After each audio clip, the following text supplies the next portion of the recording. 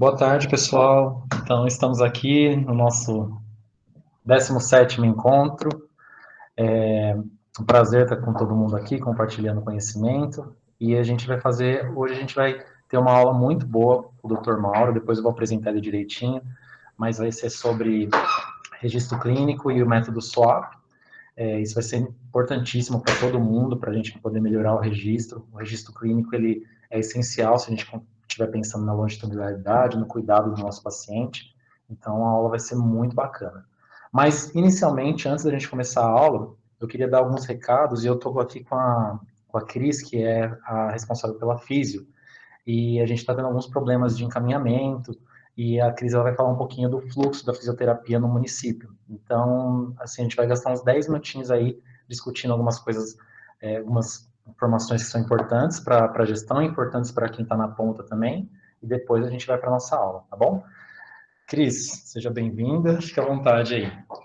Obrigada, Vinícius. Boa tarde, gente, tudo bem? Então, eu vou falar um pouquinho sobre a linha guia do serviço de fisioterapia, tá bom? Então, eu falo, depois, se vocês tiverem alguma dúvida, é só perguntar.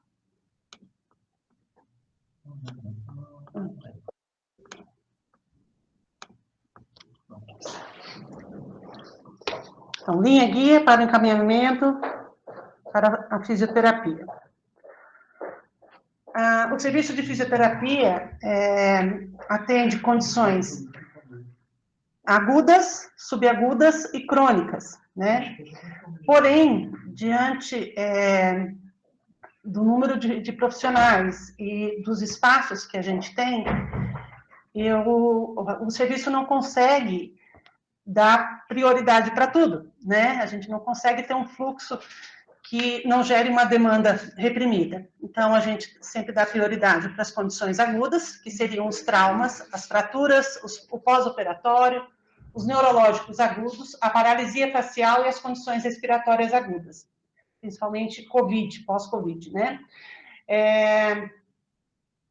Nesses casos, vocês vão encaminhar para a fisioterapia com a justificativa detalhada e o CID. Não, a gente pede muito para não colocar o número de atendimentos, sessões, e o diagnóstico fisioterapeuta e a conduta fisioterapêutica. Depois eu vou mostrar para vocês exemplos de encaminhamentos que não vem o CID, não vem a justificativa, ou seja, a gente não sabe o que vai tratar, mas vem a conduta do fisioterapeuta.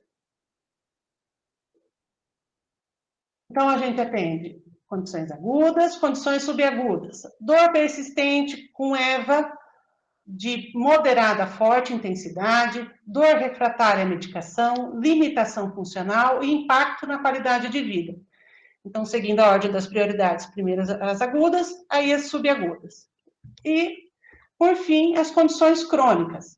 Dor de longa data, esporádica ou persistente, refratária ou não à medicação, impacta na qualidade de vida, a fisioterapia irá contribuir nessa condição. Então, esses seriam os critérios para os encaminhamentos, tá? Nas condições agudas e subagudas, a questão do encaminhamento, como eu já falei, justificativa detalhada e CID. E nas condições crônicas, a gente orienta que vocês questionem, já fez fisioterapia? Se não, já fez fisioterapias nos últimos 6 meses, pelo mesmo motivo? Recebeu alta com orientações domiciliares? Apresenta dores de intensidade leve, sem comprometimento de funcionalidade e qualidade de vida? Então, a gente solicita, né, sugere que vocês façam esses questionamentos para o paciente. Sim, já fez a físio. Então, se o paciente está ali com queixa de dor leve, a sua funcionalidade, suas AVDs, suas atividades de vida laboral estão sendo realizadas, né, não há comprometimento nesse âmbito, a gente pede para encaminhar para atividades físicas coletivas. Aonde que acontecem essas atividades? Nos ginásios de esportes próximo à residência do paciente. Então, a gente vai estar agora já no começo de fevereiro, encaminhando para vocês a lista, o endereço e as atividades que tem em cada ginásio. Então, se vocês puderem reforçar esse encaminhamento para atividade física em vez da físio, vai ajudar a gente no controle de demanda.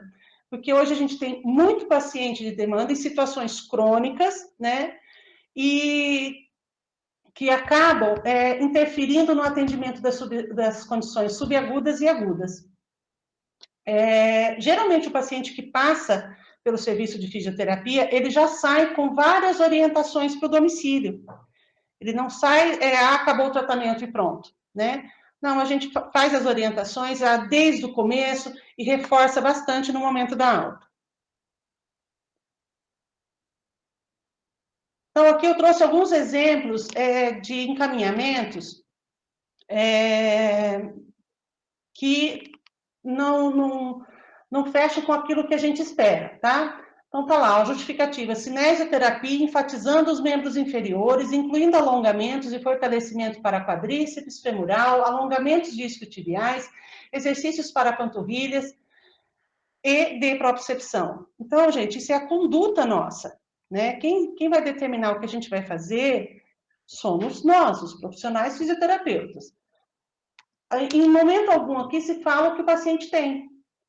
Então, é isso que a gente pede. Porque o que acontece? Diante de um encaminhamento desse, a gente vai ter que entrar no prontuário, descobrir o que o paciente tem, para daí ver se ele é uma prioridade, se ele é um caso subagudo, se ele é uma situação crônica, tá? Olha lá, tem motivo do encaminhamento? Diagnóstico clínico, CID, a condição é aguda, subaguda ou crônica, prescrição de conduta da fisioterapia. Então, não é isso que a gente precisa. Eu quero ressaltar que a gente mudou o código lá em cima da fisioterapia, mudou o nome, tá? Então, antes era fisioterapia geral, código especialidade 109, fisioterapia geral. A gente pediu para alterar, por quê? Num primeiro momento, principalmente das situações crônicas, se o paciente entende que ele vai passar por uma avaliação e, então, a gente vai definir se ele precisa ou não do tratamento, ou se ele precisa de uma atividade coletiva, se ele precisa participar de algum grupo de atividades que a unidade está ofertando, fica mais fácil para ele entender, né? Do que vir no encaminhamento fisioterapia geral e, por muitas vezes, vem a quantidade de atendimentos. Aí o paciente bate o pé, não, mas o médico pediu 20. Quem sabe, quem está ali lidando com o paciente, né, semanalmente, vê a evolução, é o físio. Ele que vai dizer se com 5 sessões está bom, se com 10, se vai precisar de 20, se vai precisar de 50. Outro encaminhamento, histórico de cirurgia em joelho direito, lesão ligamentar, dor local, derrame articular. Quanto tempo de pós-operatório? O tempo de pós-operatório ele vai influenciar diretamente na posição da fila em que esse paciente será inserido. Então, se é um pós-operatório de 3 anos atrás, não caracteriza urgência, gente. Né? Provavelmente ele já passou pelo atendimento fisioterapêutico. Né? Pode ter algum comprometimento que ficou como sequela desse pós-operatório? Pode, mas não entra como urgência. Então, a gente precisa saber o prazo de quanto tempo aconteceu esse pós-operatório, essa fratura, essa imobilização.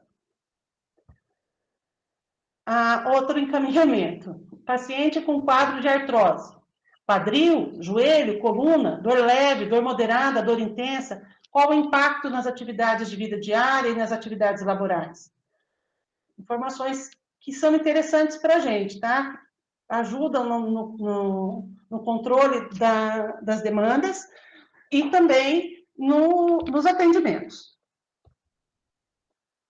Outro encaminhamento. Dor intensa em quadril esquerdo irradiada para membro inferior esquerdo distal, com parestesia. Bem, eu não vou ler inteiro, porque é uma justificativa longa, mas é a justificativa ideal. Então, é uma dor crônica de 6 anos, uma dor intensa com irradiação e parestesia, impacto no sono e nas atividades diurnas. Esse encaminhamento está joia, maravilhoso, porque ele está dizendo que o paciente tem, está descrevendo como que está a qualidade de vida dele, a gente consegue classificar esse paciente como uma condição subaguda clara, né? facilitando a ordem dele na fila e, consequentemente, o agendamento da avaliação mais rápido. Outra justificativa, com relação à sequela de AVC. O tempo de acometimento do AVC, as sequelas, o paciente tem osteoporose e osteopenia, que são importantes citar essas informações no encaminhamento. Outra coisa que eu gostaria de falar aqui, já aproveitando a questão do AVC, é que muitos quadros de AVC antigos são encaminhados para físio, tá? Às vezes o próprio paciente pede, eu quero fazer fisioterapia. Então, a gente sugere que vocês questionem o paciente, se ele já fez fisioterapia logo no início, no pós-AVC, como que está as atividades de vida dele, né? Porque tem situações em que o AVC já tem 10 anos de sequela de AVC. A gente não tem mais o que trabalhar para ver ganhos, é só manutenção, tá? Os quadros de AVC a gente consegue evoluir muito bem no imediato. Então, em sequelas de AVC inferiores a 3 meses, nós temos uma evolução boa. Depois, principalmente depois de 1, 2 anos, o quadro de sequela já está instalado. Então, o que a gente vai conseguir nessas situações, geralmente, talvez um posicionamento com tala, né, com uma órtese, posicionamento melhor de mão, de pé, mas a condição da sequela neurológica, a fisioterapia já não consegue intervir de forma tão eficiente. Pacientes, a gente está recebendo alguns pacientes autistas, e às vezes não vem descrito que ele é autista, a gente acaba descobrindo quando o paciente chega, e às vezes não há necessidade do tratamento fisioterapêutico, desculpe, mas sim da terapia ocupacional. Esses pacientes com autismo, a gente precisa ter essa informação no encaminhamento, porque a gente precisa ter um horário quase que exclusivo para ele, né? As salas de fisioterapia, elas são geralmente tem mais de um paciente, né? Geralmente nós estamos, cada profissional, com 3 pacientes dentro da sala. Tem bastante equipamento, tem bastante cor, né? Recursos que a gente usa, e isso pode ser um estímulo sensorial para o autista e acabar desencadeando crises. Então, a gente solicita que vocês, ao prescreverem o tratamento, avaliem bem se é para físio ou para terapia ocupacional, e coloquem, né, que o paciente é autista e, se possível, classifique o grau de autismo. Pacientes com afasia de compreensão, déficit cognitivo, deficiência visual também entram nessa questão. E gestante também, né? A gestante entra como prioridade de atendimento. Restrições relativas ao procedimento cirúrgico. Provavelmente essas situações já são mais difíceis de aparecer para vocês. Geralmente elas vêm de hospital, né? Quando o paciente vem com restrições de algumas condutas da fisioterapia, que seria a descarga de peso, né? Está permitido ou não a marcha. Então, mas se vocês receberem esses pacientes, né? Às vezes eles vêm só para troca de prescrição, achando, apesar disso não ser necessário, mas às vezes acaba passando. Se vocês puderem estar sinalizando no encaminhamento, a gente agradece. Agora a gente vai para o que a fisioterapia do município não atende. Então, nós não temos fisioterapeuta osteopata, nem quiropata, com formação em RPG, em pilates, em hidroginástica e fisioterapia pélvica. Aqui na fisioterapia pélvica, eu conversei com o Vinícius até ontem, a gente faz a fisioterapia para incontinência urinária. Qual que é a diferença? Né? Por que não faz a pélvica logo de uma vez? Por que não se chama pélvica que a incontinência entra dentro da fisioterapia pélvica?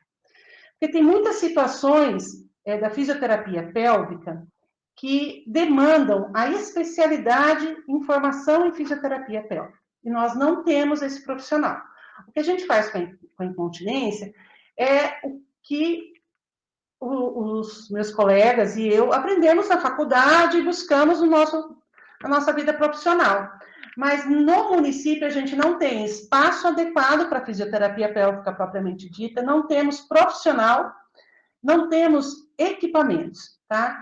Então, existe uma possibilidade da gente conseguir um profissional acabar fazendo essa formação, né?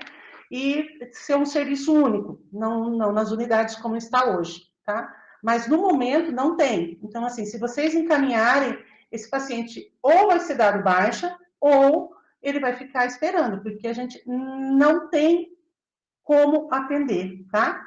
A hidroginástica nós não temos, mas lá na borda do campo tem como é que chama? Um centro esportivo com piscina aquecida, onde são feitas aulas de... aliás, na verdade, aqui está errado, seria hidroterapia, a gente não tem, mas a hidroginástica lá na borda do campo tem, tá? Então, pode encaminhar o paciente para lá. A questão é a distância, né? O paciente mora lá na Garaú, vai fazer hidroginástica na borda do campo, é um pouquinho complicado, mas é o único serviço que tem atividade na água, e seria atividade de esporte, né? Voltado mais para exercícios físicos propriamente ditos.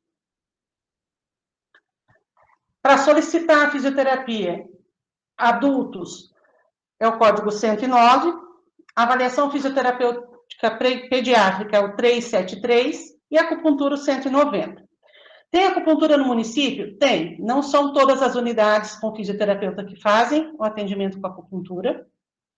Precisa do encaminhamento? Sim, para fazer, e existe demanda reprimida? Sim, tá?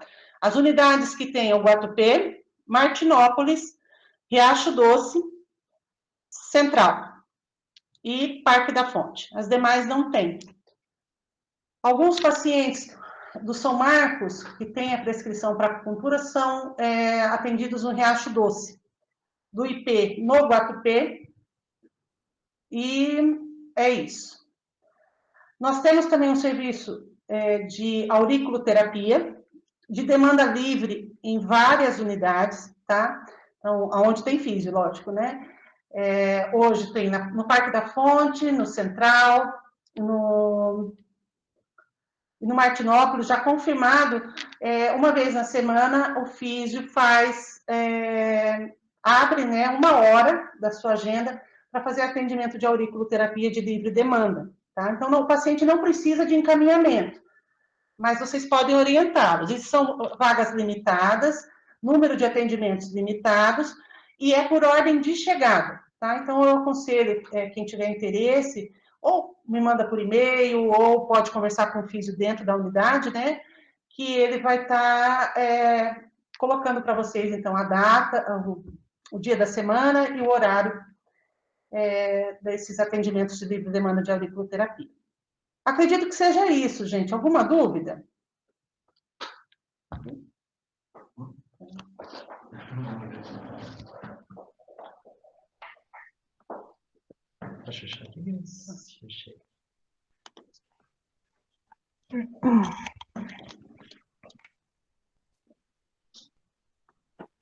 Alguma dúvida, pessoal? Quem quiser. Oi, sim. Oi, Ana, pode falar. Oi, Vinícius. Olá, todo o pessoal aí. Boa tarde para todos. Uma ótima semana e um ótimo final de semana para todos. Bom descanso já. A minha dúvida é que a doutora comentou sobre o encaminhamento para hidroginástica, né? E lá no IDS, como eu vou fazer esse encaminhamento? Eu ponho lá no 109 mesmo, para o encaminhamento fisioterapia, e na descrição eu solicito a hidroginástica, como eu faria esse encaminhamento? Muito obrigada. Imagina, por isso não. Não, você não precisa fazer esse tipo de encaminhamento no sistema, tá? Você pode, a gente passa para vocês o endereço, né, onde acontecem essas atividades, lá na borda do campo, e, na verdade, o paciente ele tem que passar por exame médico para ser liberado o acesso à piscina, tá? Mas encaminhamento, propriamente dito, não precisa, é livre demanda, é busca direta.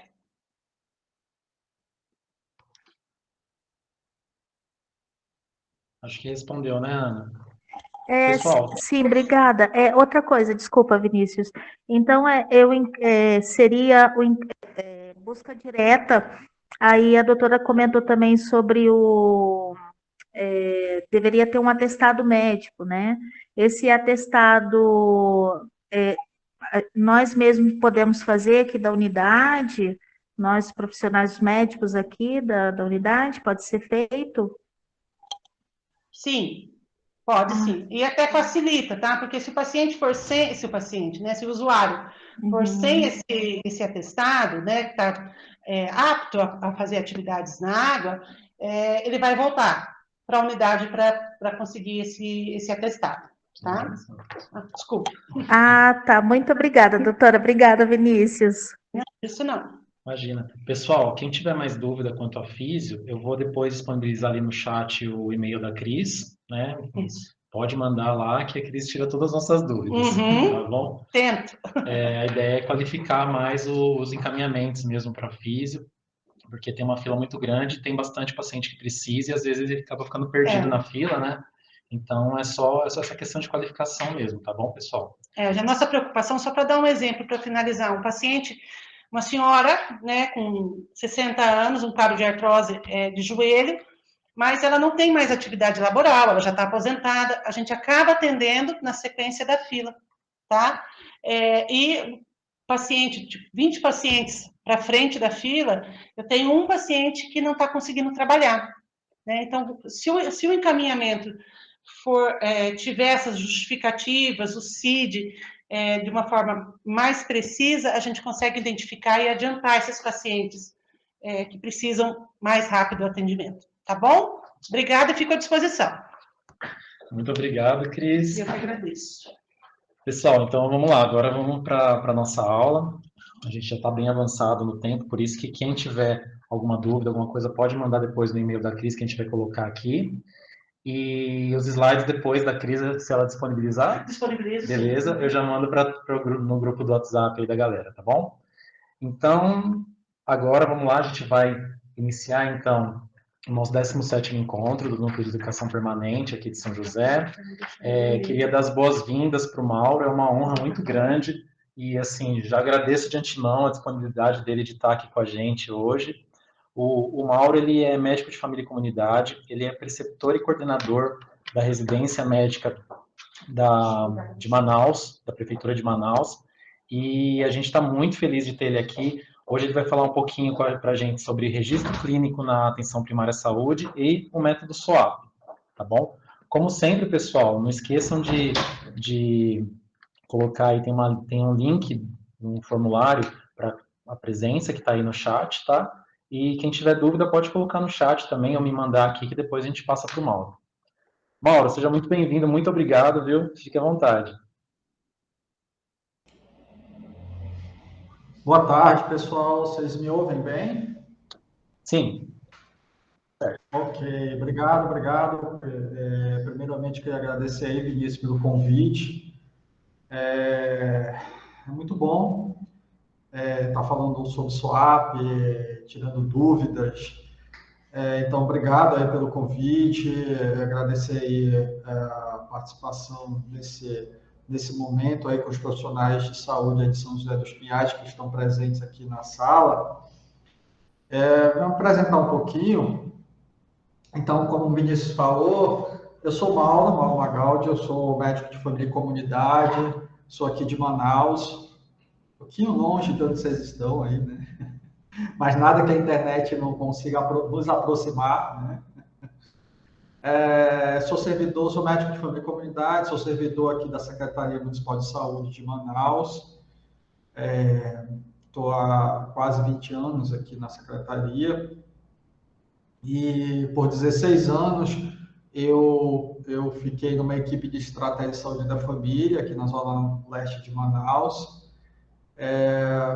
E há mais ou menos 10 anos a secretaria daqui criou uma residência de medicina de família e comunidade, e aí desde esse início estou envolvido com preceptoria e coordenação dessa residência. E em 2018 a secretaria criou uma escola de saúde pública que é ESAP, onde eu estou falando agora. E aí, em 2020, a gestão nos tirou da ponta, eu e o outro colega que é coordenador da residência, somos 2 coordenadores da residência, o doutor Frederico e eu.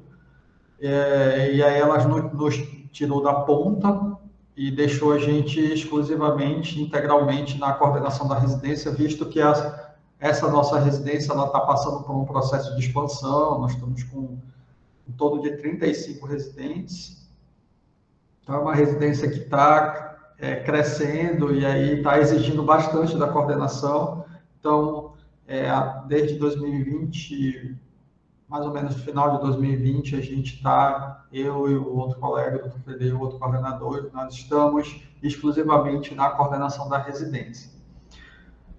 Atualmente também eu estou na gestão da diretoria da SBMFC, da Sociedade Brasileira de Medicina de Família e Comunidade, eu estou na diretoria de residência e pós-graduação Lato Sensu. A gente assumiu a diretoria mais ou menos em agosto do ano passado, né? Então a gestão 2022 a 2024. E, como eu falei, sempre muito bom estar conversando sobre registro clínico na PS e o método SOAP. Tá? Eu vou projetar aqui minha apresentação. Essa apresentação ela está muito baseada na apresentação que eu fiz no SBMFC Ensina, que é uma atividade que tem semanalmente às terças-feiras, que a SBMFC ela promove, que é toda semana tem um assunto aí envolvendo a medicina de família e comunidade e atenção primária, que é discutido via online, sempre vem alguém com a expertise no assunto, né, e muito voltado aí para residentes, né, de medicina de família e comunidade. Quem tiver curiosidade, tá? Essas apresentações elas estão disponíveis no YouTube da Sociedade, da SBMFC, são temas bem interessantes, discutidos semanalmente. E um desses temas foi sobre SOAP, método SOAP, registro clínico na PS. Então, essa apresentação que eu fiz, ela está muito baseada na que eu montei para o SBMFC Ensina. E como tem médicos e enfermeiros na sala, a gente, apesar de na apresentação, como foi muito para residentes de medicina de família e comunidade, mas também contempla bastante a parte de enfermagem, os enfermeiros também, tá? Como eu vou estar com a apresentação na tela cheia aqui, quando eu projetar, quando eu compartilhar, eu não vou ter acesso ao chat, tá? Mas no final da apresentação a gente pode estar disponível aí para tirar alguma dúvida ou fazer algum comentário, né, sobre o assunto, tá bom? Então, só vou projetar aqui a apresentação.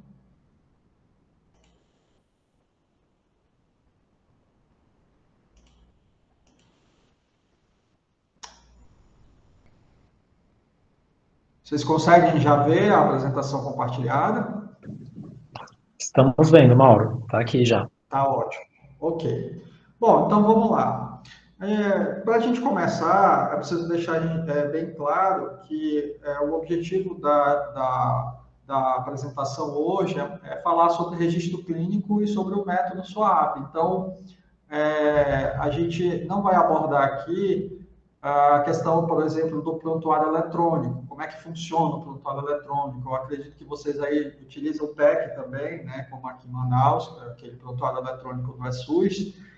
Então, o objetivo da aula, a gente não vai trabalhar no PEC, a gente vai trabalhar a ferramenta SOAP, né? Como é que se usa o SOAP, né? Como é que a gente faz um registro clínico na atenção primária. Então, para a gente começar, a primeira coisa que a gente tem que relembrar que a consulta, tanto médica quanto de enfermagem, é um encontro de 2 pessoas.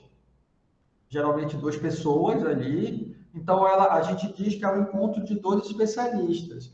O especialista médico ou o enfermeiro, que é o especialista técnico, né, que vai ter a expertise ali técnica, mas também o especialista, a pessoa que é especialista nela mesma. Ninguém conhece melhor a pessoa do que ela mesma. né? Então, a gente sempre diz que a consulta ela é um encontro de todo especialista, do profissional de saúde, seja médico ou enfermeiro, né, com a pessoa. Duas pessoas ali com cada uma na sua expertise. Profissional de saúde com expertise técnica e a pessoa com a maior conhecedora dela mesma. E no meio disso tudo, a gente tem um método, a gente precisa ter um método, alguma forma de registrar o que a gente está fazendo ali naquela consulta, né? O que a gente está fazendo ali naquela avaliação. Tá? Então, reforçando, aquela consulta vai ser sempre um encontro de dois especialistas. Né? E no meio disso tudo, precisa ter alguma forma de se registrar aquele encontro.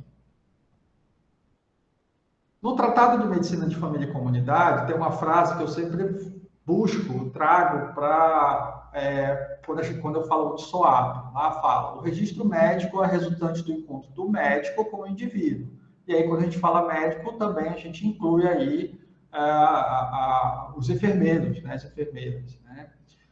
Representando uma tradução dos motivos e abstrações que levam o indivíduo a buscar ajuda. Então, o registro, quando a gente faz um registro, ele precisa representar justamente, a gente precisa conseguir, através daquele registro, traduzir o motivo, o motivo ou os motivos que levou aquela pessoa a buscar ali uma ajuda, a buscar ali o cuidado de saúde. E aí a gente vai lá para Ian McWhinnie. Ian McWhinnie, ele foi, né, já faleceu, é um médico de família e comunidade que desenvolveu toda a vida profissional dele em pesquisas sobre a medicina de família e comunidade, né, publicou vários livros e artigos sobre a medicina de família e comunidade, e ele é considerado o pai da medicina de família e comunidade. E aí, nos materiais que ele publicou, um desses materiais, ele fala na questão dos objetivos dos registros. Né? E ele elenca aí 5 objetivos que o registro precisa ter. O registro ele precisa ser uma forma de se conseguir acessar muito rapidamente os dados básicos daquela pessoa. Então, eu preciso ter ali uma forma de conseguir acessar rapidamente os dados daquela pessoa. Esse registro ele precisa fornecer dados contínuos sobre os problemas de saúde daquela pessoa, e aí a gente resgata um dos atributos da atenção primária, que é a longitudinalidade. Então, eu preciso ter essas informações daquela pessoa de uma forma contínua, eu preciso conseguir acessar isso, eu preciso conseguir acessar esses dados contínuos daquela pessoa. O registro ele precisa acompanhar as consultas da pessoa, então cada encontro que eu tenho com aquela pessoa eu preciso registrar de forma adequada. Esse registro ele precisa fornecer dados que consigam organizar aí as medidas preventivas. A gente sabe que na atenção primária, a atenção primária é um nível de atenção onde a gente trabalha muito questões também preventivas, né? E contribuir também para a educação continuada daquele profissional, né? Então, o registro, ele precisa ter, de acordo com o McWhinnie, ele precisa ter esses cinco objetivos. E aí, voltando um pouco para o formato que a gente tem durante a nossa formação na graduação, na graduação, a gente aprende aquele formato de registro tradicional, onde tem a identificação da pessoa, né? A queixa principal, a história da doença atual, a história da HPP, né? A história patológica pregressa, a história familiar, a história psicossocial. Daí depois que a gente coleta todas essas informações, a gente vai para o exame físico, e aí, baseado no que a gente coletou de informações e no exame físico, a gente gera algumas hipóteses diagnósticas e aí a gente finaliza aquele encontro com a conduta dada a partir de todas essas informações. Então, no registro tradicional, que a gente aprende na graduação, ele trabalha com algumas queixas principais, e a partir daí se desenvolve toda a consulta até chegar lá nas hipóteses diagnósticas e conduta. Então, esse é o que a gente costuma ver pegando aí na questão da formação da medicina, né, nos 6 anos da graduação de medicina. Porém, quando a gente trabalha com esse modelo, com esse formato de registro tradicional que a gente aprende lá na graduação, ele funciona como uma espécie de filtro. Aquela pessoa, ela vem com um monte de informações, ela despeja ali um monte de informações na consulta, ela coloca para a gente, ela nos traz várias informações, e a partir daquelas informações que a pessoa traz, a gente vai buscar ali a queixa principal, a HDA, a história patológica pregressa, a história familiar, a história psicossocial, vai para o exame físico e a gente vai afunilando essas informações, né? Aquele catatal de informações que a gente recebeu, aquele monte de informações que a gente recebeu daquela pessoa, nesse registro, nesse formato de registro, a gente vai precisando afunilar todas aquelas informações até conseguir chegar ali no diagnóstico. Então, ou hipóteses diagnósticas. Então, esse formato de registro, ele lembra muito um filtro, porque a gente vai filtrando as informações até a gente conseguir chegar ali no diagnóstico.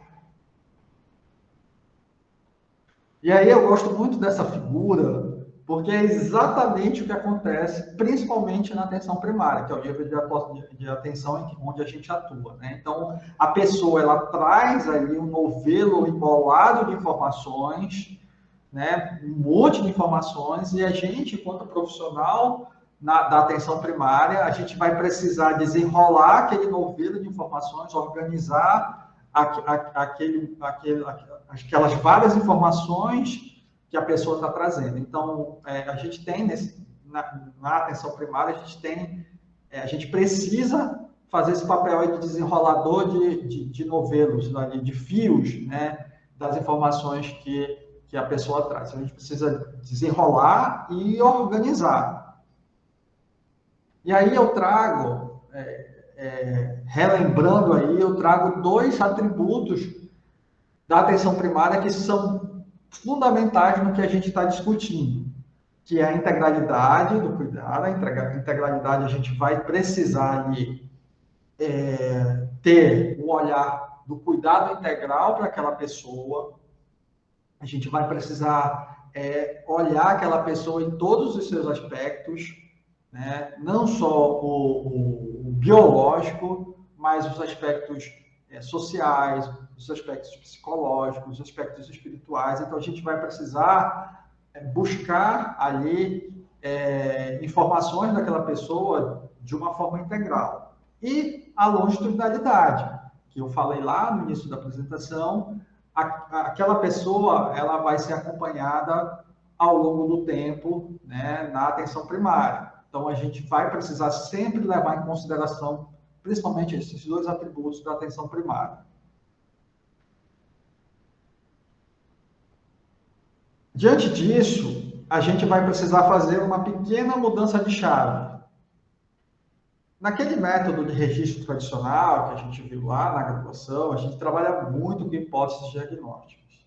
Mas, se a gente for levar essa lógica para a PS, a gente vai deixar passar muita coisa, por a questão da gente trabalhar com a integralidade do cuidado, trabalhar longitudinalmente. Então, a gente vai ter que começar a pensar, e aí é o pulo do gato, né, quando a gente começa a falar de SOAP. A gente vai ter que começar a pensar, além de hipóteses diagnósticas, quando a gente fala em hipóteses diagnósticas, a gente lembra logo de patologias, de doenças, né? Então, a gente começa a focar um pouco na doença. E aí, na atenção primária, a gente precisa virar essa chave, a gente precisa fazer essa mudança. Então, não só pensar em hipótese diagnóstica, mas começar a pensar em problemas ou condições. Por exemplo, uma pessoa que está com um quadro suspeito de tuberculose, está ali com uma tosse já há bastante tempo, emagrecimento, descargo com sangue. Então, a gente já pensa aí numa provável tuberculose. Mas essa pessoa, além disso tudo, essa pessoa ela está desempregada, ela está com problema de alcoolismo, então ela tem algumas condições ali que também vão influenciar na questão do problema de saúde dela, que é a tuberculose. Então, eu preciso não só se eu fechar ali nas hipóteses diagnósticas, eu começo a focar ali só na questão da patologia. Então, eu preciso ampliar esse olhar, ampliar esse leque aí e começar a pensar em problemas que aquela pessoa tem, em condições que aquela pessoa tem, né? Então, a primeira sugestão que eu faço para vocês entenderem bem o método SWAP, é essa mudança de chave, de não só pensar em doenças, em pós-diagnóstica, mas também começar a ter esse olhar de problemas.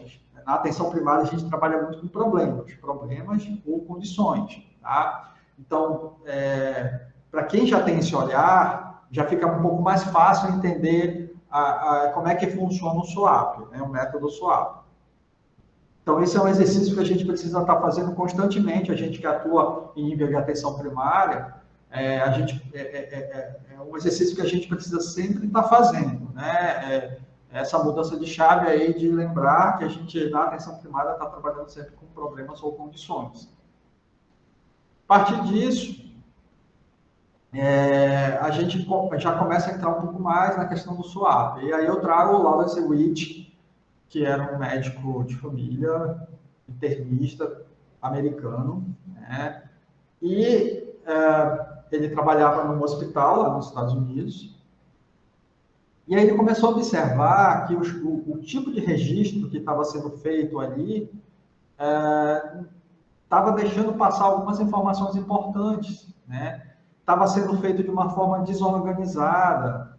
E aí ele criou o que hoje a gente está conversando, que é o método SWAP. Ele criou uma sistematização de registro ali para dentro do hospital, que começou a organizar melhor. Então, quando a gente fala de SWAP, o SWAP ele começou no ambiente hospitalar, né? O início dele foi dentro do hospital, porém, ele começou-se a observar que o formato que é desenhado esse método, ele cabe muito bem para a atenção primária.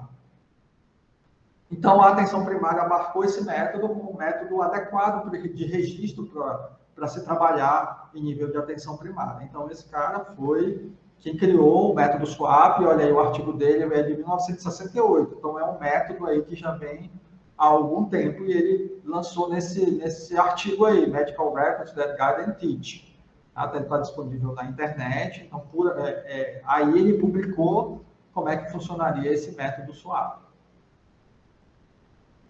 E aí eu trago uma figura de um registro que geralmente a gente está acostumado a ver, principalmente em nível hospitalar, mas até mesmo na atenção primária, por aqueles profissionais que não utilizam o SWAP. Então, é um registro muito pontual, né, de queixas muito pontuais, de situações muito pontuais, e que na atenção primária, como a gente tem como um dos atributos, como eu falei anteriormente, é a longitudinalidade, a gente precisa ter as informações registradas de modo adequado, porque a gente vai ver aquela mesma pessoa por várias e várias e várias vezes na atenção primária, então a gente precisa ter também um registro que consiga nos dar esse suporte. Então, quando a gente pega esse tipo de registro aí que está projetado aí na tela de vocês, isso na atenção primária não vai ajudar nada, pelo contrário, vai atrapalhar. Eu não consigo ali identificar, eu consigo ver palavras soltas, diagnósticos soltos, condutas soltas, que, se trabalhando ali na questão da longitudinalidade, isso não vai ajudar, só vai atrapalhar o profissional que está fazendo cuidado daquela pessoa. E ainda mais se a gente pensar que a atenção primária, ela é um nível de atenção onde a interprofissionalidade é fundamental, se trabalhar em equipe é fundamental. Então, eu, enquanto médico, eu preciso fazer um registro que a enfermeira ali da equipe que eu atuo, o enfermeiro da equipe que eu atuo, vai conseguir também continuar o cuidado, e vice-versa, né? Então, eu preciso ali, o formato que está aí desse registro projetado aí na tela, é inviável, né, de se conseguir conduzir ali o cuidado da pessoa ao longo do tempo. Então, por aí a gente vê que a gente precisa ter um registro bastante adequado na atenção primária. É claro que isso é na época que se escrevia, né, registro prontuário físico, hoje está tudo mais online, mais informatizado, prontuário eletrônico, mas mesmo assim, se a gente não fizer um bom registro do prontuário eletrônico, isso também pode atrapalhar em vários aspectos ali o acompanhamento daquela pessoa.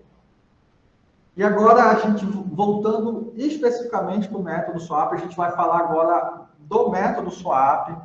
O método SWAP, o SWAP é um acrônimo, né? Então, cada letrinha dessa aí significa uma parte do SWAP. Então, o S é o subjetivo, o O é o objetivo, o A é a avaliação e o P é o plano. Então, agora a gente vai destrinchar cada um desses itens.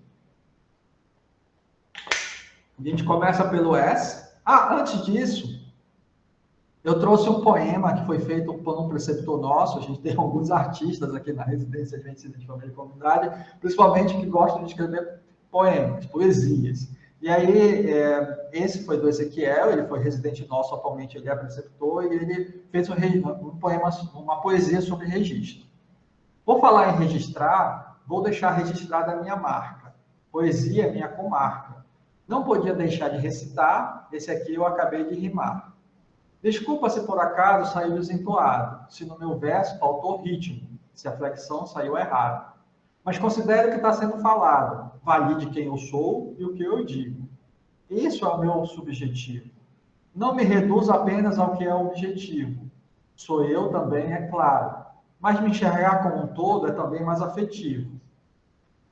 E por falar em afetividade, se você for avaliar o que eu rimei, vai ter uma lista de problemas. Não registre só o exantema. Lembre também do que eu sentia. É que é na minha narrativa que está o meu dilema, que é também o meu poema. É o apótema da minha vida. Poesia é meu esquema. E por falar em esquematizar, bora combinar um plano, para não ter erro na hora de registrar. Para cada verso uma rima, para cada rima um problema, para cada problema um plano. E então está pronto o poema. Então, esse poema foi feito pelo nosso preceptor Ezequiel Fernandes. E agora a gente vai começar a destrinchar cada item do SWAP. O primeiro item é o S, que é o subjetivo. Eu sempre digo que nesse item é o item que a gente mais escreve. Tá? É onde a gente mais vai digitar ali, escrever. Por quê? Ele é um item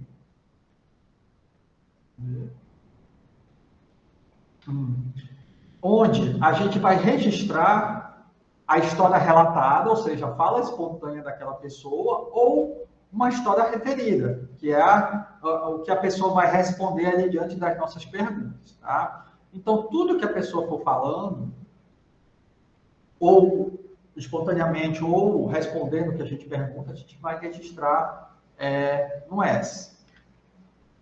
Então, aí a gente busca uma ferramenta da medicina de família e comunidade, que é o método clínico centrado na pessoa, onde o primeiro componente ele fala da doença e da experiência com a doença.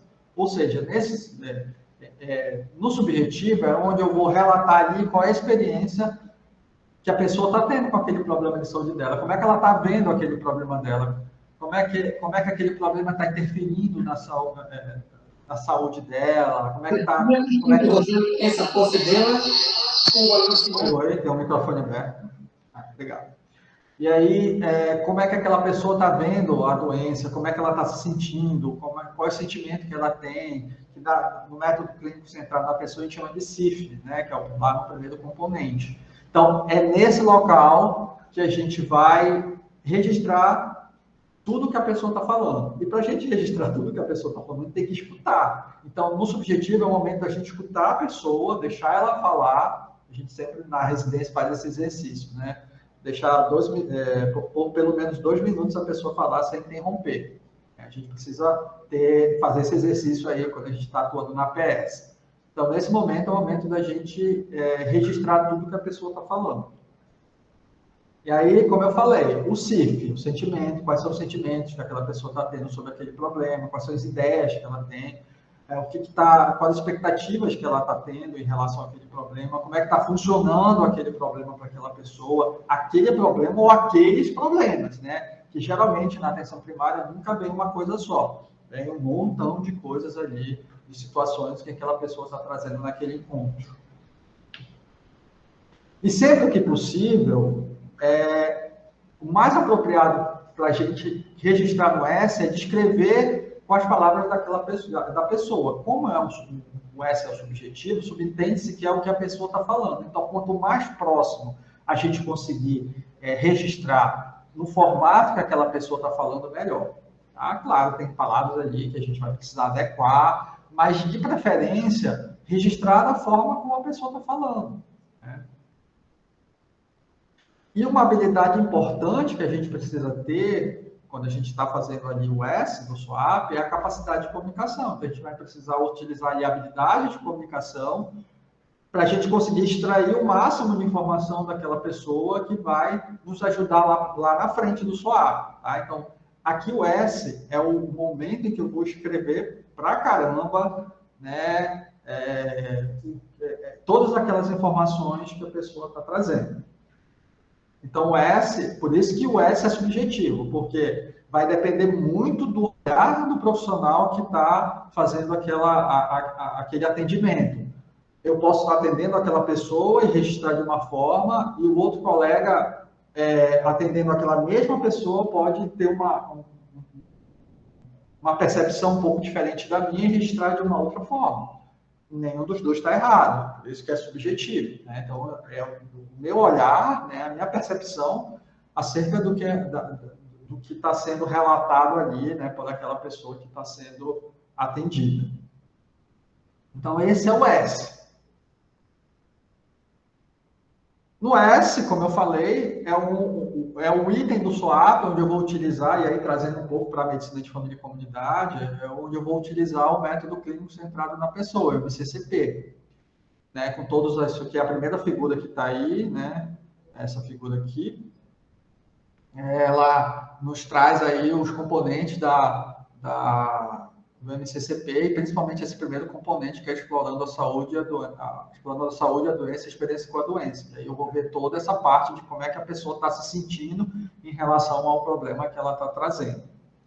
E aí, como eu falei, a gente precisa ter a capacidade de comunicação, porque voltando lá naquela figura que eu mostrei anteriormente, ela vai trazer um monte de informação ali, tudo às vezes emaranhado, e aí eu vou precisar ter a capacidade de desenrolar e conseguir traduzir aquilo para um formato de registro. Né? Então, eu vou ter que desenrolar e organizar todo aquele monte de informações que a pessoa está trazendo. Então, geralmente, é um momento um pouco mais demorado da consulta, né? Que é o momento em que eu vou ter que ouvir que eu vou ter que escutar, fazer uma escuta, né? Escutar, entender aquela pessoa e registrar, conseguir traduzir ali para um registro que aquela pessoa está trazendo. Informações. Então, esse é o S. A gente passa, então, para o O. O O é um pouquinho mais fácil. O O é o objetivo. Então, o O, ele é o exame que eu vou fazer, o exame físico que eu vou fazer. Né? Eu coletei todas as informações, vi tudo aquilo que eu preciso ver no S. Agora, eu vou partir para examinar aquela pessoa. Né? Então, eu vou registrar lá no meu o exame físico, né, que eu fiz daquela pessoa, eu vou registrar as impressões que eu tive sobre o estado geral daquela pessoa, os sinais vitais, então, pressão arterial, frequência cardíaca, frequência respiratória, essa parte dos sinais vitais, eu vou registrar lá no objetivo. O exame físico que eu falei, né? E resultado de exames, né? Se a pessoa está trazendo ali resultado de exames laboratoriais, testes diagnósticos, eu vou registrar no O. Tá? Então, o O são dados palpáveis, mensuráveis, que eu vou registrar ali. Tudo que por isso que é o objetivo, né? Que são dados palpáveis e mensuráveis. Para eu fazer o exame físico, eu tenho que pegar na pessoa, eu tenho que palpar a pessoa, eu tenho que botar os contatos. Então, é tudo que é mensurável e palpável. Então, eu vou registrar ali o exame físico da pessoa, as impressões que eu tenho, do estado geral, os sinais vitais e os resultados de exame que a pessoa está trazendo.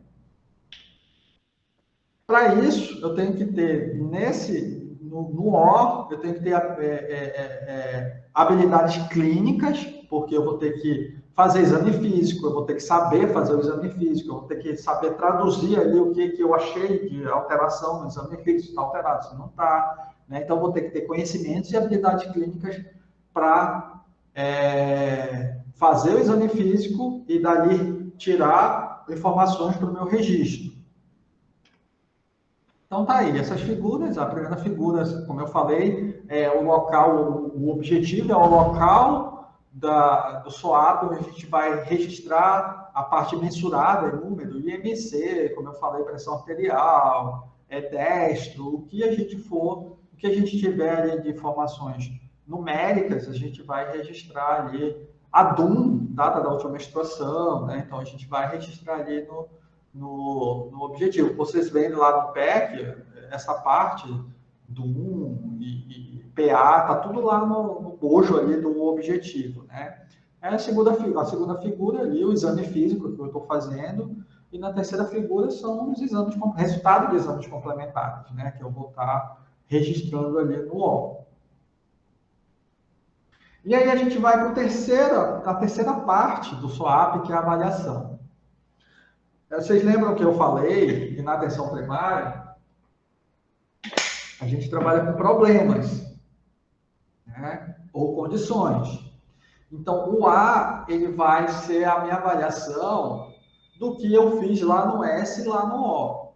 Então, o A ele vai ser uma síntese do S e do O. Só que em formato de lista, de tópicos. Tá? Então, no A, eu vou sintetizar tudo que eu vi dos dados anteriores, lá do S e do O. E aí, fazendo essa síntese, eu vou elaborar uma lista de problemas. Então, no A, eu vou trabalhar com lista. Tá?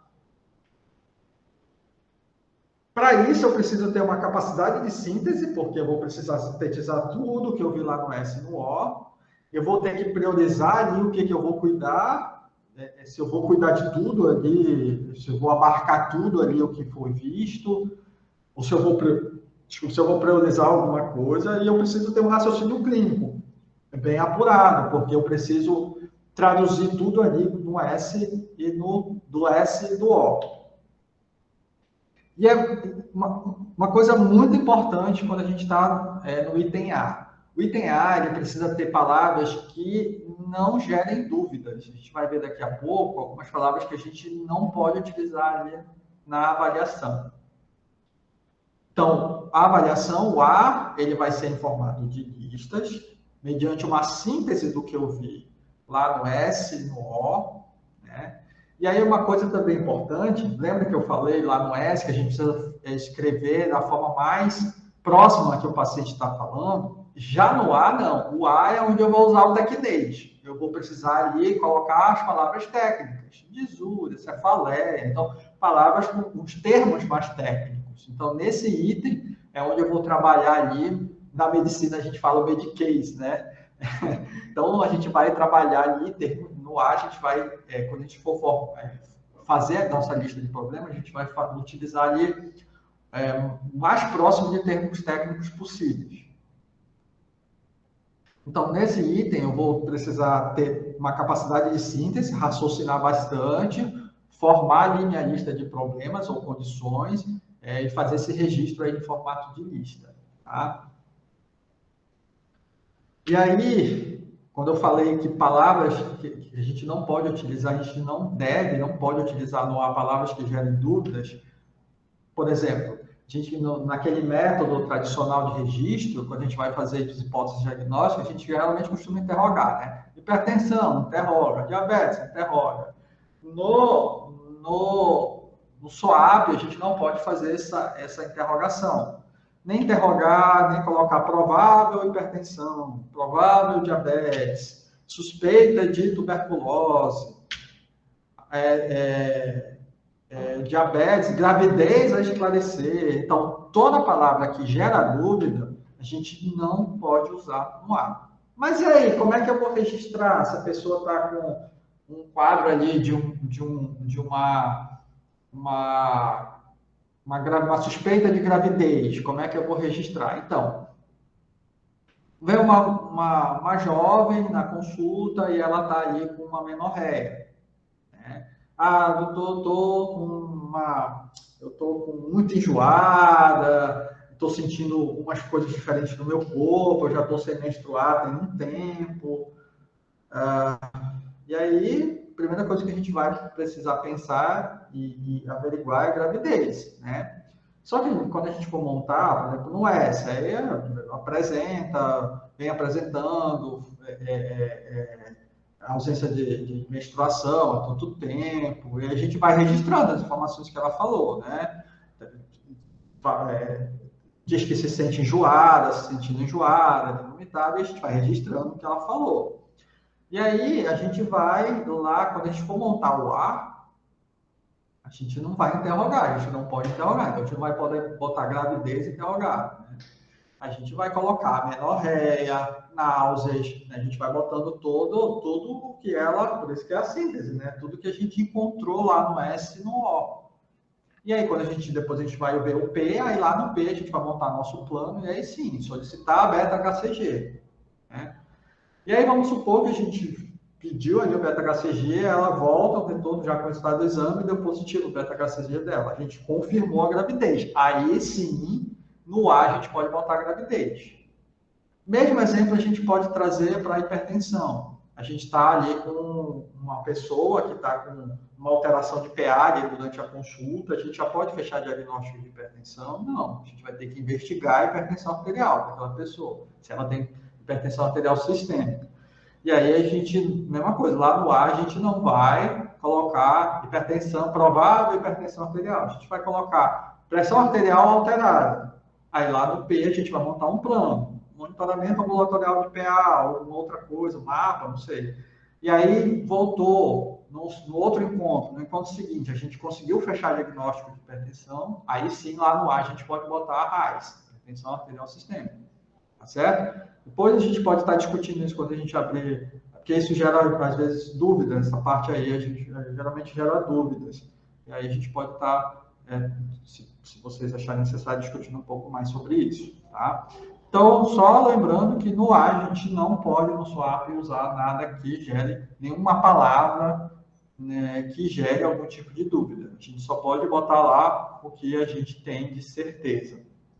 E lembrando que no A, no S, geralmente, na atenção primária, a gente lida com todos os tipos de problemas ali. Então, como eu citei naquele exemplo da tuberculose, problemas de desemprego, problemas de conflitos conjugais, problemas, né, vários tipos de problemas sociais, psicológicos, e a gente precisa registrar isso. Isso é importante ter um registro de tudo que a gente identificou, né? A gente vai registrar no S e a gente vai colocar lá no A em formato de lista.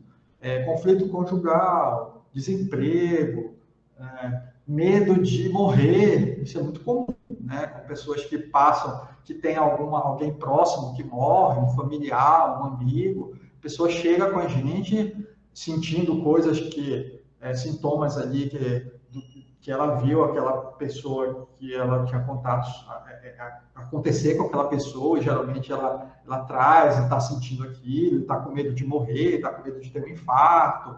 Então, a gente precisa registrar isso também, medo de adoecer, medo de morrer, medo de ter, sei lá, medo de ter um derrame, um AVC, né? Então, a gente precisa registrar isso também, isso é bem característico da atenção primária. E aí, a gente vai para o final do SWAP, que é o plano, ou seja, a conduta que a gente vai tomar mediante tudo aquilo que a gente registrou.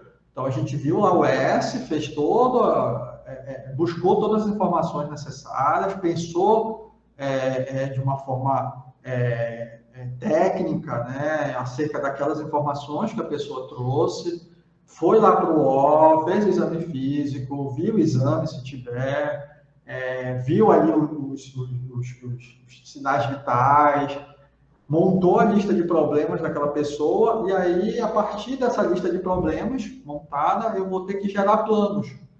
Ou seja, eu vou ter que montar meu P, a conduta que eu vou tomar. Então, o plano nada mais é do que a conduta, que vai ser tomada ali. Na atenção primária, a gente trabalha muito com a parte de decisão compartilhada, então a gente vai compartilhar aquele plano de cuidado com aquela pessoa, né, com a conduta com aquela pessoa. E, assim, didaticamente, a gente pode dividir o plano em alguns subitens, que é o plano diagnóstico, né? A partir do diagnóstico que eu fiz ali, qual é o plano que eu vou fazer? qual é o plano terapêutico que eu vou utilizar, né? Quando eu falo terapêutico, não só medicamentoso, né? Qual é o plano de acompanhamento, de quanto tempo eu preciso que, diante dessa situação aqui, eu preciso que essa pessoa volte amanhã, depois da manhã, daqui a uma semana, daqui a 20 dias, um mês, aí eu vou montar meu plano de acompanhamento. O plano educativo, né, tem ações de educação em saúde que eu preciso fazer para aquela pessoa, e o plano de estudo. Nós não sabemos tudo, né? Saber tudo é impossível, né, para qualquer um de nós. Então, vão ter situações que vão aparecer aqui que eu vou precisar ir para a literatura, eu vou precisar revisar, né, algum assunto ali que envolva a situação que aquela pessoa está fazendo. Então, eu posso montar um plano de estudo. Por exemplo, revisar assunto tal, revisar patologia tal. Então, eu posso montar um plano de estudo para mim. Então, didaticamente, o plano, ele tem esses subitens: diagnóstico, plano terapêutico, de acompanhamento educativo e de estudo. Tá? Então, aqui é que eu vou montar ali o plano de cuidados para aquela pessoa, né, e vou fazer ali o encerramento do encontro. Então, esse é o SWOAP, são os itens do SWOAP. Para isso, no plano, eu também preciso ter algumas habilidades ali. A capacidade de síntese, porque eu vou precisar fazer um resumo ali de tudo que eu vi nos itens do SWOAP, principalmente no A, né?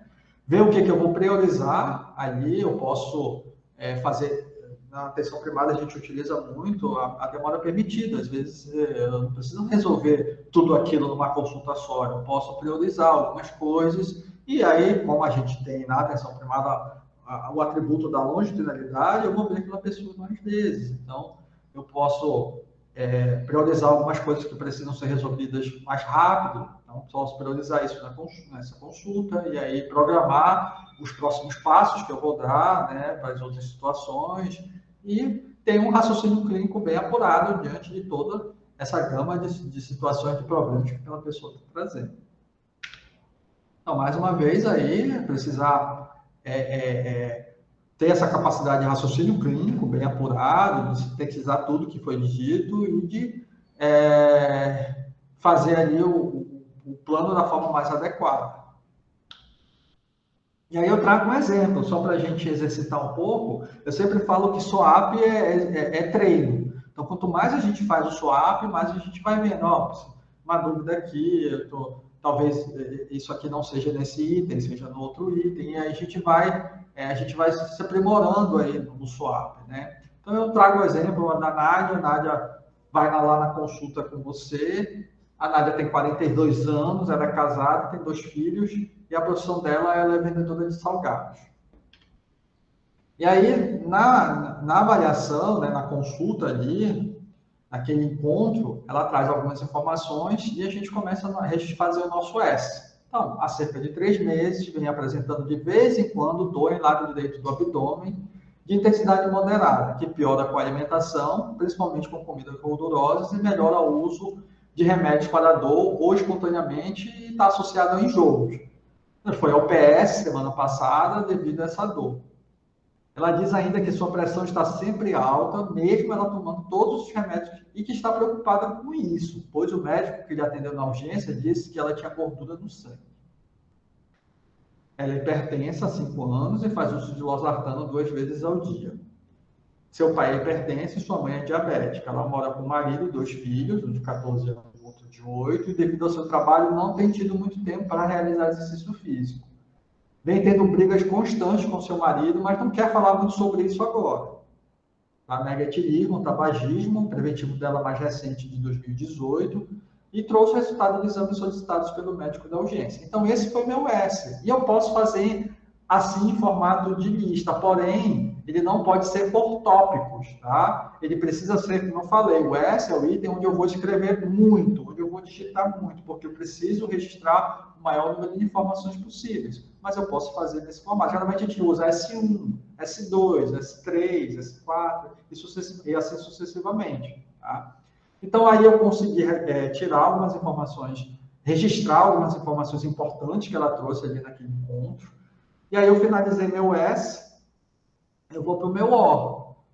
O óbvio, dados os sinais vitais, frequência cardíaca, frequência respiratória, a PA dela é de 170%, uma saturação de 98%, está pesando 87 quilos, 1,52 m, IMC de 37, a circunferência abdominal de 106, foi feita a ausculta pulmonar e cardíaca, não tem nenhuma alteração, o abdômen também nenhuma alteração, e o resultado dos exames complementares dela. Tá? Então, tudo isso eu registro lá no órgão. Mediante isso, feito o SO, eu vou sintetizar tudo aquilo em formato de lista. Então, o que eu vou colocar? O que eu vou poder colocar lá no A? A hipertensão arterial, ela já é hipertensa, né? A obesidade, síndrome metabólica, do hipocôndrio direito, vocês viram que aí já foi colocado, eu já coloquei do hipocôndrio direito, ou seja, eu já trouxe aquela informação, registrei no S de uma forma diferente, mais próxima do que ela falou, mas aqui no A eu já preciso colocar num termo um pouco mais técnico. Náuseas, sedentarismo e o conflito conjugal. Ela relatou ali que está tendo conflito, ela não quis falar muito sobre aquilo naquele encontro, porém, eu vou precisar ver qual é o melhor momento de eu abordar isso nos próximos encontros que eu tiver com a Nádia, porque tem uma situação de conflito conjugal e eu preciso abordar isso na atenção primária, porque isso pode estar, por exemplo, interferindo na PA dela. Ela pode estar em sofrimento por aquela situação e pode estar ali ajudando a descompensar, ali, a alterar a hipertensão arterial. Então, esse é o meu A. E aí, mediante o A, esses itens, eu vou ter que montar um plano. Então, lá no B, eu vou ajustar a medicação, aí eu posso escrever lá, ajusto o losartano, a dose, eu adiciono algum outro medicamento, aí eu posso detalhar ali o que eu estou fazendo de ajuste de medicação. Aí foi solicito uma ultrassom de abdômen superior, preventivo, que estava atrasado dela. Né? Foi feita a abordagem sobre os fatores de risco da hipertensão e a importância da mudança de estilo de vida. Foi solicitada uma avaliação com a nutricionista. Foi programado o retorno para a avaliação da hipertensão. E aqui eu posso colocar qual é a periodicidade desse retorno. Né? Programado um retorno daqui a 7 dias. E aí eu vejo, né? Acordo junto com a pessoa ali, com a Nádia, vou acordar junto com a Nádia qual é o momento adequado de retorno. E próxima consulta, para não esquecer que eu preciso fazer isso, preciso abordar o conflito conjugal, eu coloco próxima consulta abordar sobre o conflito conjugal. E aí eu vou ver se ela já está um pouco mais aberta para falar sobre essa situação que está tendo com o esposo dela. Né? Então, ali eu montei meu plano. Tá? Então, esse é o SWAP.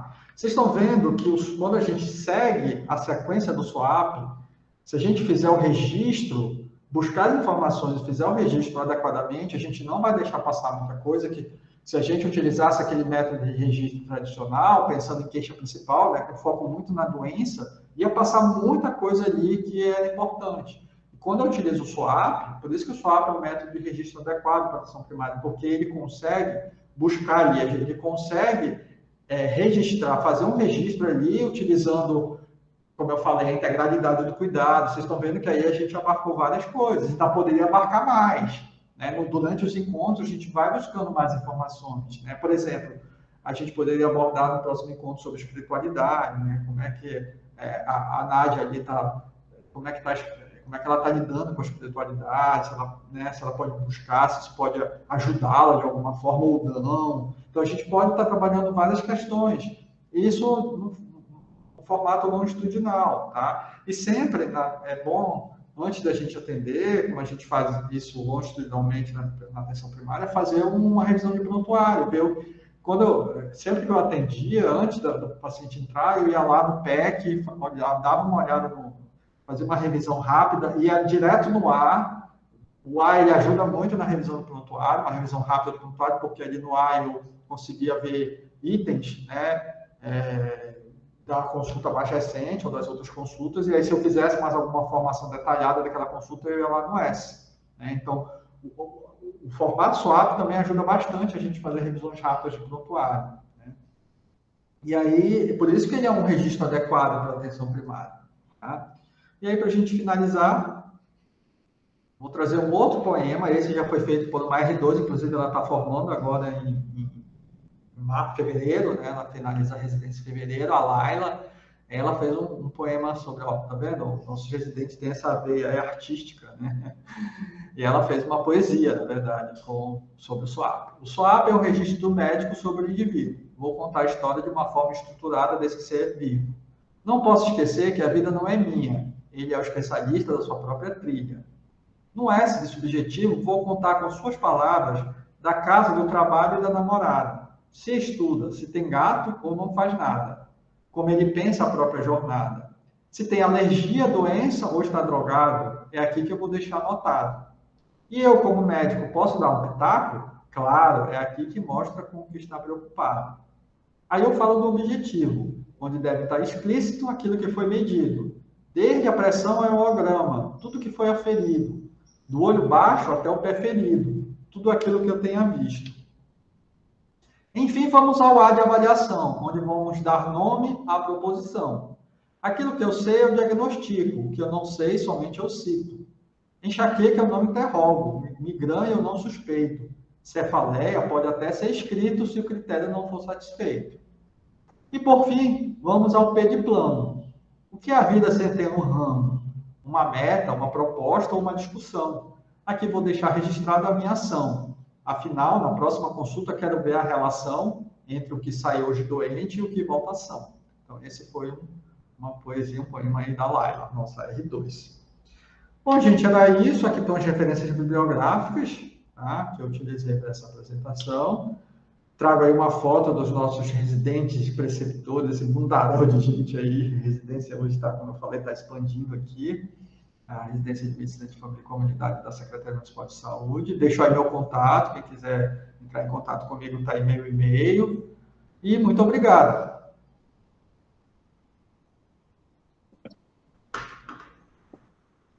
Ô, Mauro, brigadão, hein? Nossa, aula muito, muito legal, muito boa. E agora a gente abre para as perguntas aí, quem quiser, fique à vontade. Eu tenho certeza, Mauro, que todo mundo ficou meio desconfortável na cadeira, assim, quando você falou do A, né? Que não pode questionar, que não é para colocar as hipóteses diagnósticas. Aí, enquanto o pessoal vai pensando nas perguntas, eu queria que você reforçasse um pouquinho o porquê disso, porque que é interessante sempre colocar coisas bem objetivas no A, né?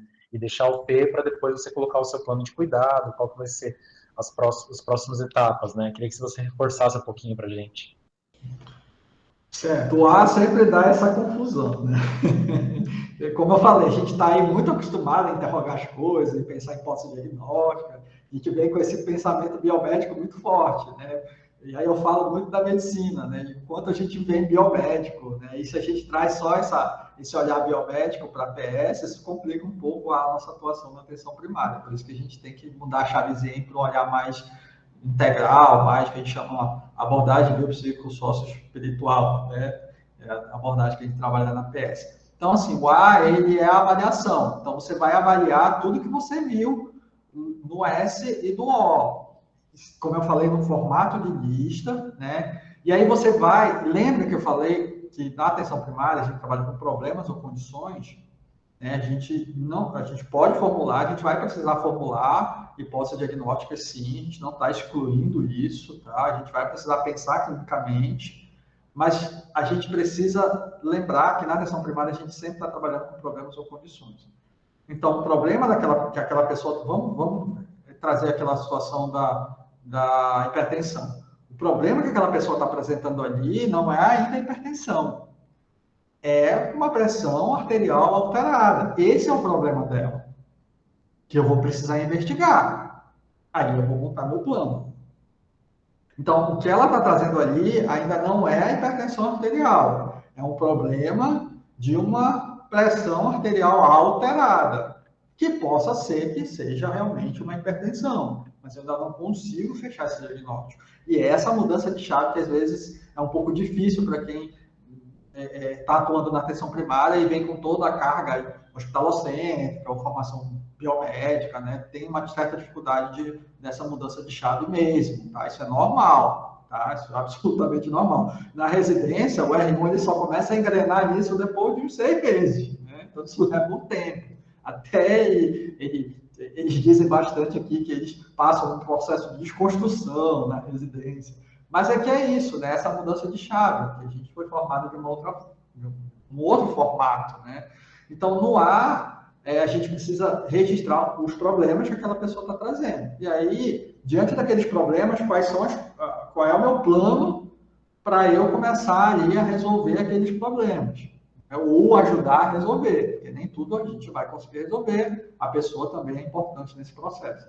E aí ela volta a conseguir fechar diagnóstico. Então, a hipertensão arterial ela passa a ser um problema, não mais a hipertensão descontrolada, né, sem diagnóstico.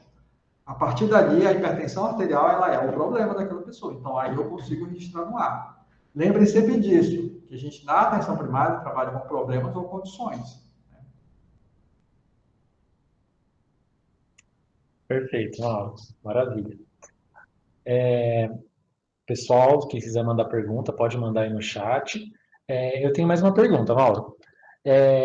Alguns pacientes, alguns usuários, eles comparecem na unidade para questões assim de relatório de saúde, para atestado, ou até para solicitação de medicações de alto custo, que tem toda aquela papelada que a gente tem que preencher, né? Nesses casos, eu tento ser mais objetivo no S, e o O eu não coloco nada. Como é que você faz nessa parte, o registro? Ou você realmente mantém o quadro da paciente lá no A, você coloca tudo que o paciente tem? Como é que você costuma fazer? Sim, bem lembrado. Assim, o O, ele é o único item do SWAP que eu posso deixar em branco. Às vezes, a consulta ela não vai precisar de um exame físico. Às vezes é só uma orientação que a gente vai dar, é só um laudo que a gente vai dar, é só um atestado que a gente vai dar. Então, às vezes, eu não vou precisar dos sinais vitais, eu não vou precisar fazer nenhum exame físico, eu não tenho nenhum resultado de exame ali. Então, o O, ele é o único item do SWAP que ele vai poder ficar em branco. Tá? O resto, não. O S eu vou ter que registrar ali qual é a demanda daquela pessoa, quais são as situações e tal. O A eu vou ter que montar minha lista ali e eu vou ter que dar uma conduta ali. No caso, por exemplo, de pessoas que vêm procurar um laudo, a gente vai registrar isso no S. Veio hoje na consulta por conta da necessidade de ter um laudo médico, por isso, por aquilo, eu vou registrando. E aí, se ela vai dando informações, a gente vai registrando ali, né?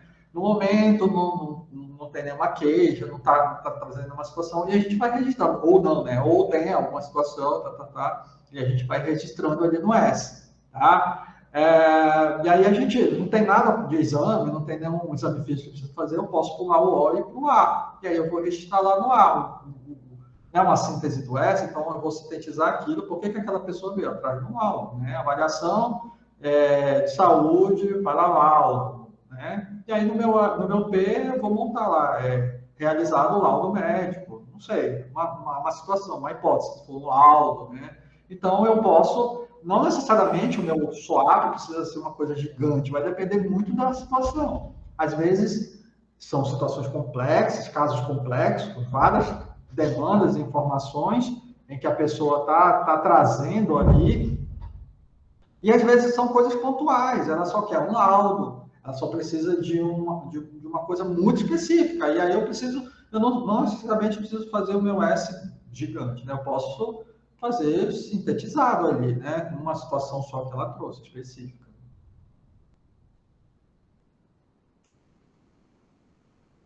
Obrigado, Mauro.